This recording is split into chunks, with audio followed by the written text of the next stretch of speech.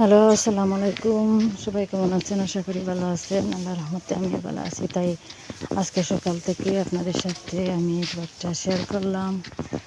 তাই দেখেন, আমাদের বাড়ির পাশে শিম গাছ নিয়েছিল।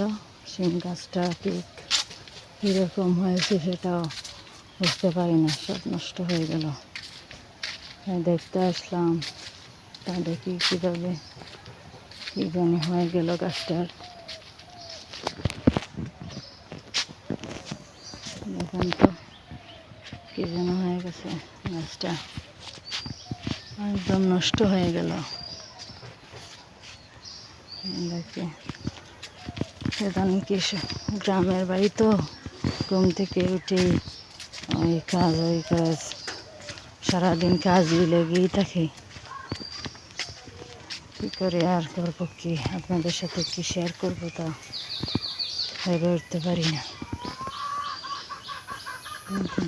সবাই বলে কি ব্রয়লার মুরগি নাকি এমনিতে গ্রামে রাখা যায় না, আর এগুলো নাকি বাঁচে না, মারা যায়। কিন্তু দেখেন তো, এই ব্রয়লার মুরগি কি মারা গেল?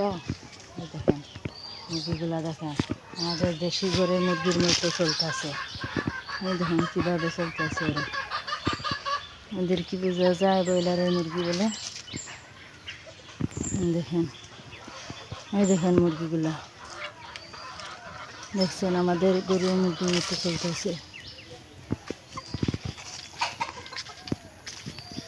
কি জানি, সবাই হয়তো পালতে পারে না, তার জন্য লালন পালন করতে পারে না, সেজন্য হয়তো বলতেছে। ওরা পালছে তাই ওরা কিছু বলতে পারে না।